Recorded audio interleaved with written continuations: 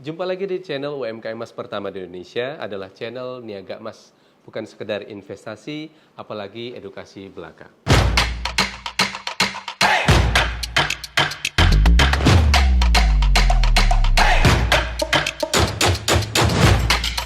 Audio Jungle.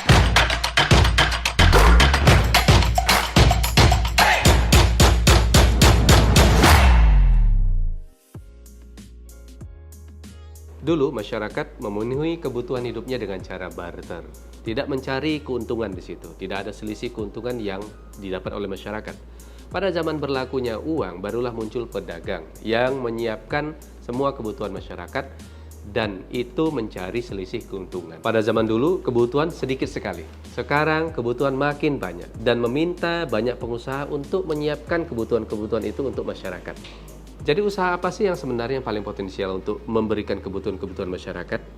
Yang halal, menguntungkan, juga berkelanjutan. Tapi menurut saya, usaha yang paling potensial adalah usaha yang kaitannya dengan tren gaya hidup yang sering didengungkan sebagai kebutuhan baru oleh banyak orang, salah satunya selebriti, tokoh terkemuka, dan bahkan masyarakat umum. Jadi contoh beberapa produk yang ada kaitan dengan tren gaya hidup adalah skincare, ada make up, ada produk-produk fashion, ada produk wisata ya, jalan-jalan untuk sekedar flexing, atau mungkin seperti produk-produk rumah tangga. Tadi yang saya sebutkan itu banyak sekali sebenarnya pesaingnya. Itu ramai sekali. Tidak hanya di sosial media, juga di komunitas kita, di grup-grup, di lingkungan kerja bahkan. Ini ramai sekali. Jadi usaha apa yang kira-kira potensial, yang selalu mengikuti tren terkini? Dia selalu ramai, tidak banyak pesaing, dan bahkan sangat menguntungkan. Menurut saya adalah usaha emas perhiasan. Lalu pertanyaannya, kenapa kalau memang itu menguntungkan, kok tidak banyak yang main di situ? Oh, itu karena usaha ini hanya diberikan untuk turun-temurun saja, antar keluarga saja, dan biayanya cukup besar sekali. Mungkin yang paling kecil adalah 7 miliar. Bisnis emas dan perhiasan adalah bisnis yang gelap sekali. Artinya tidak ada yang mau berbagi tentang bagaimana memulai kerajaan bisnis ini. Banyak toko emas yang tidak mau berbagi bagaimana tips dan triksnya juga, bahkan kepada teman dekatnya sendiri. Karena dia bisnis yang tidak akan membuat pedagangnya bangkrut. Bagaimana tidak? Produknya tidak kadaluarsa, setiap hari semakin mahal, dan tidak pernah ketinggalan tren. Kabar baiknya, kita tidak hanya berdagang, tapi juga berinvestasi. Jangan heran kalau pemilik toko emas itu selalu kaya.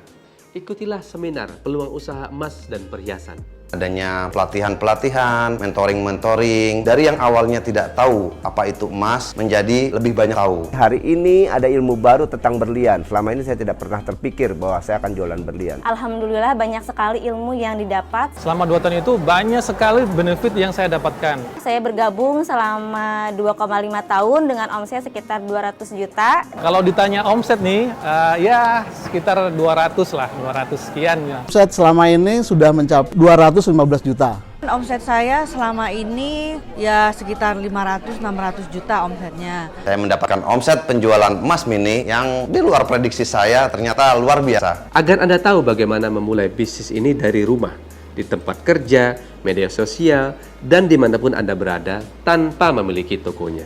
Hanya Rp150.000 saja, Anda bisa mengetahui secara lengkap bagaimana memulai bisnis emas dan perhiasan. Anda dapat menyediakan cincin, gelang, kalung dari semua merek ternama. Anda juga menyediakan emas batangan berbagai ukuran dan dapat menyediakan emas variasi seperti souvenir dan hadiah. Hubungi call center kami untuk mengikuti seminar di tanggal terdekat yang kami adakan. Jangan sampai ketinggalan. Daftar sekarang, seatnya terbatas.